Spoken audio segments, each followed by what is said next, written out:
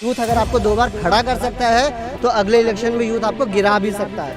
15-15, 20-20 हज़ार वैकेंसी निकलती थी सी में, आज 2,000, 3,000, 4,000 वैकेंसी निकल रही है। इनकी नाराजगी है जो कि बहुत ज्यादा बढ़ गई है। देखिए तस्वीर आपकी टीवी स्क्रीन पर किस तरीके से वहाँ पर माहौल तनावपूर्ण हो गया और वहाँ पर ये जो तमाम युवा हैं का कसूर मात्र इतना कि नौकरी की उम्मीद कर बहुत कम आ रही है, धीरे धीरे और ज़्यादा कम होती जा रही है। मैं कंपटीशन 2 बार दे चुकी हूँ, लेकिन हर बार पेपर लीक हो जाता है और फिर वही वापस तैयारी पे जुटते हैं, फिर पेपर लीक हो जाता है। जाते हैं रोजगार की बात करते हैं, एक के बाद एक युवाओं को रोजगार दूंगा, युवाओं को रोजगार दूंगा, युवाओं को रोजगार दूंगा।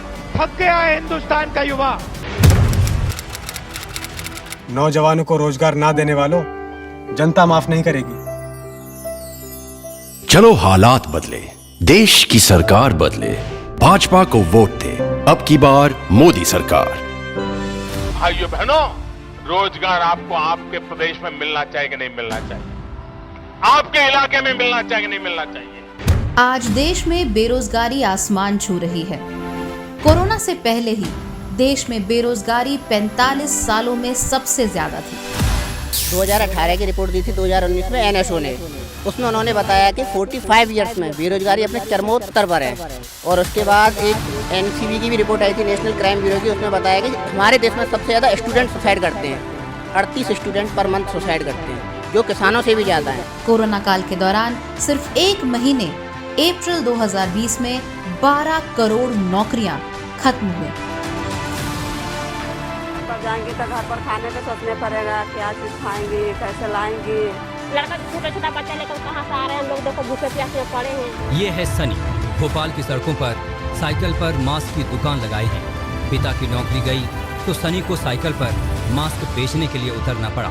कि जैसे लॉकडाउन लगा तो पापा जी का रेस्टोरेंट बंद देगा, घर में थोड़ी बहुत प्रॉब्लम आने लगी। इस चक्कर में पापा जी बोलते हैं कि अब तो क्या करें, लॉकडाउन लग गया और काम धंधा तो बंद हो जाएगा, घर की स्थिति बदलने लगी, बेकार होने लगी। तो पापा जी बोलते हैं कि इससे अच्छा अपन मास्क की दुकान खोल लेते और कुछ तो कर नहीं सकते इस लॉकडाउन में। सरकारी नौकरियों की संख्या लगातार कम हो रही है। स्टार्टअप्स, छोटे उद्योग बंद हो रहे हैं। क्या कल्याण करें, काम ही नहीं है। आज की डेट में 200 रुपए देते हैं, मालिक को चुपते हैं, सारे काम जैसे चौपट हो गए। सबसे बड़ा जो नुकसान इस चीज का हुआ है वो हुआ है अनएम्प्लॉयमेंट। घर पर जाएंगे तो घर पर खाने का सोचने पड़ेगा, क्या चीज खाएंगे, कैसे लाएंगे। वित्त वर्ष 2017-18 में 20 से 24 साल के नौजवानों के बीच बेरोजगारी की दर 21% थी, जो वित्त वर्ष 2021-22 में बढ़कर 42% हो गई। केवल 2 करोड़ नौकरियां हैं, उसमें मारामारी है। बात क्या है कि 200 कुत्ते हैं, 1 रोटी का टुकड़ा है, खाना एक कोई है, कंपटीशन इतना ज्यादा है, ऊपर से जो हैं उनको बेचा जा रहा है। पहले क्या था, इनडायरेक्टली तरीके से बेचा जाता था, अब डायरेक्टली बेचा जा रहा है। सुबह से भूखे प्यासे बैठे हैं, टाइम लगभग 2 बजने वाला होगा। अभी तो बैठे हैं इस उम्मीद में कि आगे हमको गवर्नमेंट जॉब मिलेगी। घर वाले भी इसी उम्मीद पे कायम हैं, मेरा बेटा कुछ कर लेगा। 2019 में ये वैकेंसी आई थी लेटेस्ट, जिसका कि अभी तक एग्जाम नहीं हुआ है। उसका कोई समय सीमा नहीं है कि कब एग्जाम लेगी, कि इस जन्म में लेगी कि नहीं लेगी, कोई इसका माय बाप नहीं है।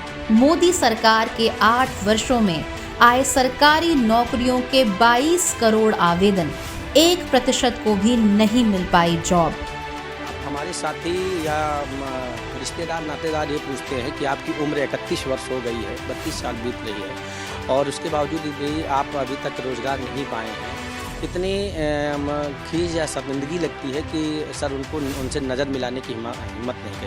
हमारे दबाव को इस तरीके से महसूस कर सकते हैं कि जब हम लोग किसी रिलेशन में जाते हैं तो एक तरीके से कोना ढूंढते रहते हैं कि कोई ये ना पूछ ले कि हाँ भैया तुमको अभी रोजगार मिला नहीं मिला, नौकरी मिली नहीं मिली।